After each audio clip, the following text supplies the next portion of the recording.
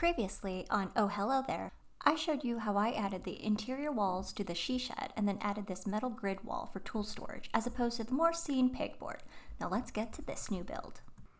And this video's build is turning floor decking lumber into this mid-century modern inspired bench. Let's go. I started by heading over to Advantage Lumber in Santa Fe Springs, California. I bought 1x4 Brazilian hardwood, tigerwood.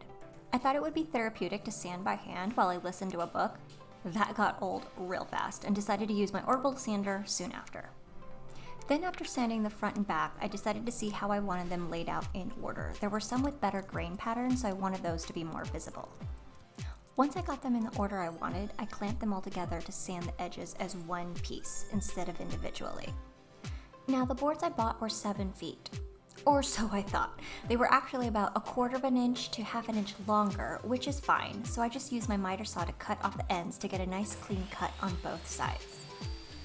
Also, if you're wondering, these overalls are from Dovetail Workwear, and they're my absolute favorite brand of women work clothes. There are pockets everywhere, and the elastic straps help so when you bend over, it doesn't ride up. Link in the description. Actually, every single pair of pants I wore in this video are from them.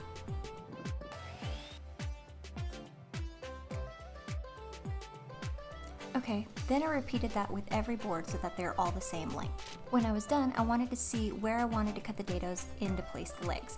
I measured and marked and decided 10 inches from the edge and then directly in the middle. I then brought out my crosscut sled I built using scraps and materials from Home Depot's trash bin. I used a piece to help guide how high the blade should go. Then did a test cut and checked with my piece to make sure it would fit. It did, so let's go. The next few vids are just making repeated cuts over and over to create that dado cut.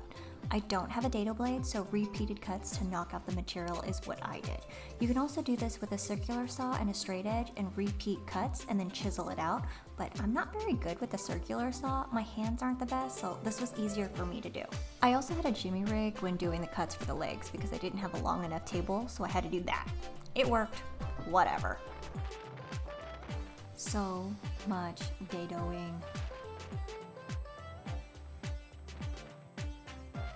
Also, now don't come at me on this, but I did do a drag cut to help clean up the sides and top to make it a smooth finish. I'll probably get hate on that, but I don't care. It worked for me.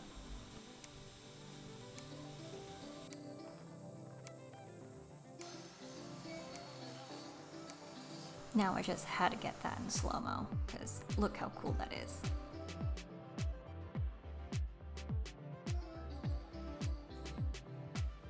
Okay, now back to the program. I then needed to space out the wood pieces for this slatted bench. I didn't have any 2x3s, but I did have some dunnage, which was free from Home Depot. I just ripped off the channel and then cleaned up the sides and then cut them to smaller pieces using my crosscut sled again.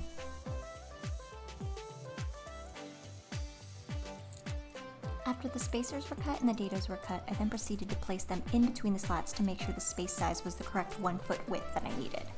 Dry fits, they're helpful.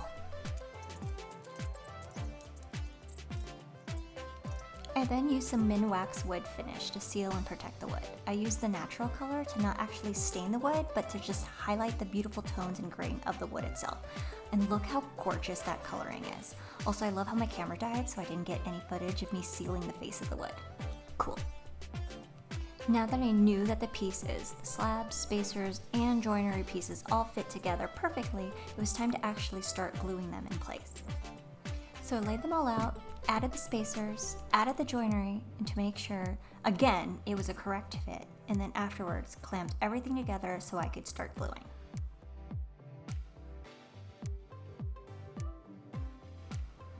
These clamps are some really heavy-duty clamps I got from the Maker Brand Co. They're heavy-duty steel and made by the 3 people from the Modern Maker podcast. I'll leave a link below.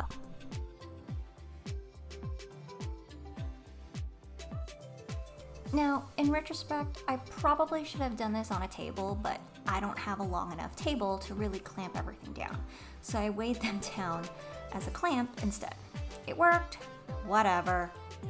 Now just testing to make sure the glue did its job. I use Gorilla Glue wood glue because it dries more white than it does yellow, which I like. Now you don't need to do this extra step, but I was really worried that it wasn't going to stay on, so I used my brad nailer to ensure that this thing was going to stay in place. And victory! It's all stuck together. Onto the legs. The legs are not tiger wood. They weren't from Advantage Lumber. I actually got them from a friend. Not really sure what they are. I just sanded them down and used the same finish to try and match the tone of the wood. And it worked. I bought these legs attachments off of Amazon and just measured and marked where I wanted them and then screwed them into place. I did do pre-drilled holes just to make sure that the screws would fit, and then I hand screwed them in because I didn't know what material the screws were and I didn't want to blow out that screw. And then it was just screwing the legs into place.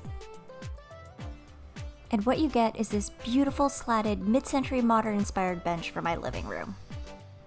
And you may think, oh, whoa, dope, but that wood must be super expensive. But it was actually cheaper than poplar for a Brazilian hardwood. That's so crazy to me. Anyhow, thanks for watching this video. Make sure to click subscribe and to check out my other videos. Or not, whatever, you do you. Thanks for watching. Bye.